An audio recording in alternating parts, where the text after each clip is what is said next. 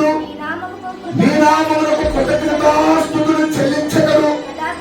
యథార్థవంతులు నీ సన్నిధిలో నివసించెదరు. ఎవరికి స్తోత్రం. కనుక ఇక్కడ నీతిమంతులు ఉన్నారు. వారట ఆయనకు కృతజ్ఞతాస్తుతులు చెల్లిస్తారట.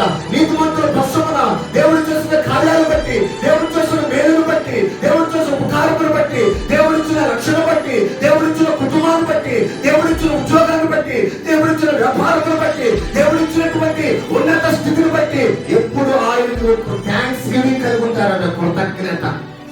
దేవుడు కోరుకున్నది ఏంటంటే కృతజ్ఞత. దేవుడు మనలను ఈ రీతిగా ఈ సంవత్సరము ఈ ప్రారంభ దినాలను